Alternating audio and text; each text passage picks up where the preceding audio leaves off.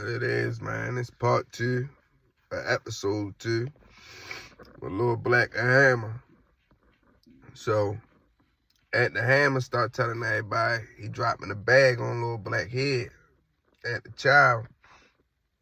He telling them he want him out of there. He don't care who, how, when.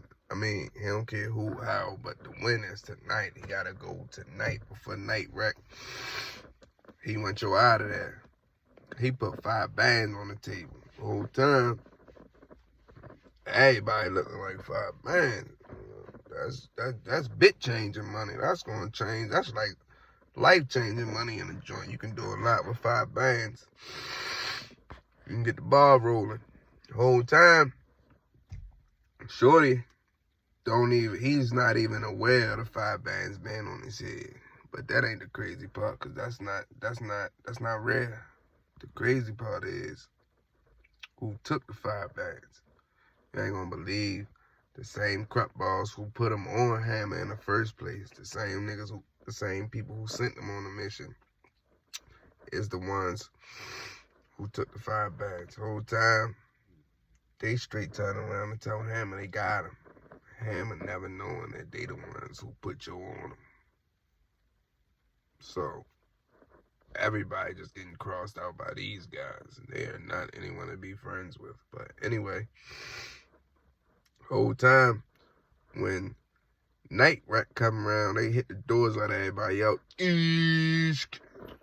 That's how the doors sound. I was mounting the doors, but anyway, they let everybody out. When they let everybody out, Shorty on the pass, he goes to the dispensary or the chapel or whatever, but he gone for like an hour. They so cruddy, they bumps down on the South Buddy. Let me holler at you. They tell the South Buddy, like, look, Shorty crossed the line, he got to go. You can stay here or you can go with him. It's your choice. He like, man, I ain't had nothing to do with that. He an old head, go to church, and he a fake jailhouse lawyer. Them jailhouse lawyer kills me. They always know how to get you home and help your case out, and they in their cells still. Now, you think I'm listening to you, you got another thing coming. But anyway, they end up telling this bunk buddy, like, we know you ain't had nothing to do with it, but we want to make sure you keep that same personality. Like, what you mean? He like, man, just keep that same energy. We about to go in your cell and take all this stuff. Now, prison rules in effect. You feel me? Penitentiary rules in effect all the way right here. You don't go in nobody's cell. I don't care if me and my cell buddy don't know each other and you want to fight him. This is my house. Yeah, I live here. This is my house for right now. So you're not about to just go in there without my permission, number one. Or you ain't even no need asking a dude like me for permission. Cause ain't nobody going to my cell. You just go in the shower. It ain't starting my cell, so it ain't gonna finish the whole time though. Yo, end up basically like, man, I don't even deal with Shorty like that. Go ahead, do what y'all gotta do. Out of order. They go in there and take your Xbox 360, his clothes, his shoes, his shit. Whole time, they take all his commissary, everything, his cosmetics, but Shorty had some like off-the-wall clothes in there because he came from Patuxent. And if you know, when you at Patuxent, you can order stuff that people can't order in other prisons. So Shorty was a little jailhouse fly for real. So they ran through that. They took everything. Ain't leaving nothing but a DOC shirt and a pair of DOC jeans. And some DOC shoes, some Timbs. Whole time. Shorty is sick. He come back, don't know what's going on. His TV ain't in there. His Xbox 360 gone. I think they even stole his little picture frame somebody made him of his family and stuff in there. The whole time. He's sick. He come back out the cell so confused. He don't got a wash rag or towel, nothing. He come back out the cell so confused. He walks down there to the dudes who put him on a mission like, yo, I know I messed up, yo, but I need y'all help. Somebody rob me. They like, nah, ain't nobody rob you. We took that. He like, his whole face. I wasn't even right there for this part, but I could see the face expressions, and I'm nosy, so I can read lips. I'm in prison. You got to know how to read lips in there. I could see from his facial expressions, they telling him they took that. Then I heard the dude get a little loud on him, like, "Hey, yo, like, we ain't stealing nothing. We took that. If you want it, you know where to sell at, come get it."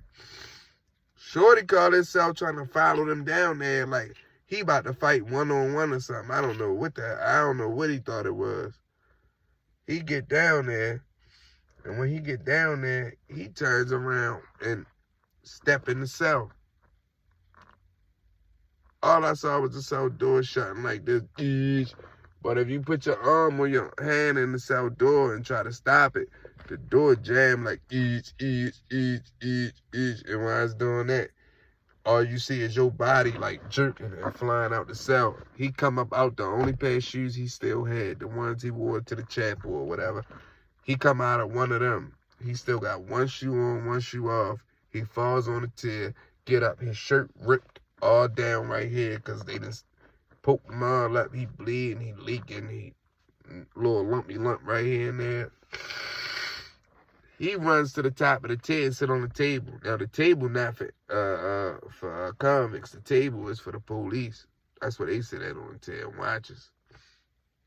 So the police keep coming on the tier telling yo, like, yo, you can't sit right here, you got to dip. He like, all right, I'm just waiting for somebody. They looking him up and down like, man, you all right? Whole time he trying to keep wiping the blood. Yeah.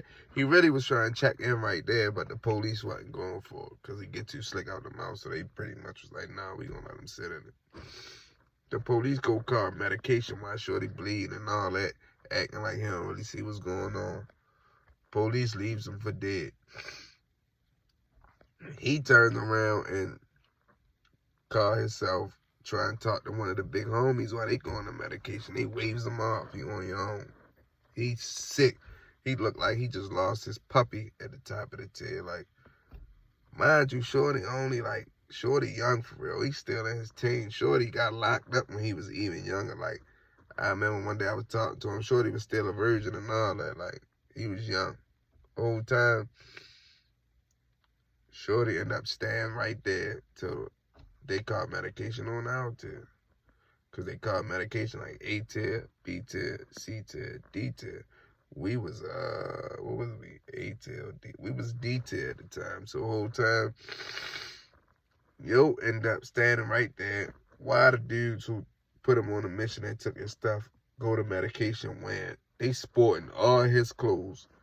His little jackets, his little sweatpants, his little sweatsuit, getting up there is sporting it. Whole time, he don't know what to say. He ain't try to pluck one of them. He just sitting there stuck like Chuck at the desk.